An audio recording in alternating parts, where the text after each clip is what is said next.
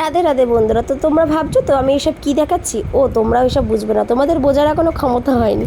তো যাই হোক, এই হ্যান্ড রাইটিংটা কেমন লাগছে প্লিজ তোমরা অবশ্যই কমেন্ট করে জানিয়ে। কিন্তু আজকে অফিস এসে চলে গেছিলাম আমাদের এখানে আরএসএম মাঠে, মানে শ্রীরামপুরে একটা আরএসএম মাঠ বলে একটা জায়গা আছে, যেটা আমি না, সেটা হয়তো সমস্ত মানুষই চেনো।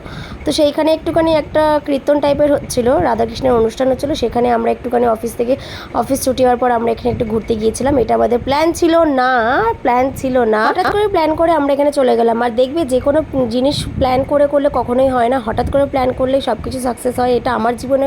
যাই হোক, সেসব কথা বাদ দাও, দেখো কত সুন্দর কীর্তন হচ্ছে। আর দেখেছো কত মানুষ এখানে আছে, কয়েকশো মানুষ এখানে আছে। আর এই আরএসএম মাঠ একটু বিখ্যাত দেখো। আর ওই যে আমাদের রাধাকৃষ্ণ, আর একটুখানি পরে এই যে লাল পর্দাটা সরে যাবে, যেটা আমি একদমই ক্যাপচার করতে। আর দেখতে পাচ্ছ, দেখো শুধু মাথাগুলো দেখা যাচ্ছে মানুষের, আর কিছু দেখা যাচ্ছে না। এত মানুষ এখানে বসে আছে, তাদের এত ভালো লাগছে এইসব শুনতে। হ্যাঁ, এইসব শুনতে কার না ভালো লাগে। আমরা দেখো এইসবের মাঝখানেও আমরা যেখানে যাব সেখানে আমাদের হাসাহাসি হবেই, কি বলবো। কিন্তু মনে করো না যে আমরা ঠাকুরের কোনো বিষয় নিয়ে হাসাহাসি করছি। আমাদের ওখানে একটা কি গন্ধ ছাড়ছিল, সেই বিষয় নিয়ে। আমি বলছি গোবরের গন্ধ, ও বলছে লুচির গন্ধ। তো যাই হোক, ওই দেখো লাল পর্দাটা সরে যাওয়ার ফলে দেখো সব মানুষ এখন ঠাকুরকে আহ্বান জানাচ্ছে। দেখেছো কত সুন্দর। আমি জিনিসটা ক্যাপচার করতে পারিনি। এত দাঁত বের করলে কি আর ভালো ভালো জিনিস ক্যাপচার করা যায়। তো যাই হোক, দেখো এই যে ঠাকুরকে একটু প্রণাম করে নাও সবাই।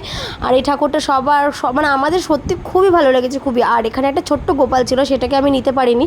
দেখো ওই যে ওই যে হরিচাঁদ রাধাকৃষ্ণ, মানে দেখেছো কত ভালো লাগছে, কত ভালো লাগছে। আর ভাবো তাহলে সামনে থেকে কতটা সুন্দর লাগবে। তাই ভাবলাম আমি আমার একটা ফ্রেন্ডকে বললাম একটু সামনে থেকে ক্যাপচার করা যাক। যেই বলা সেই কাজ। আমি এখন একটু সামনে গিয়ে, মানুষজনের সামনে গিয়ে একটুখানি আমি সামনে থেকে ক্যাপচার করলাম। আর এত মানুষ দেখছে, এত ভালো লাগছে কি বলবো।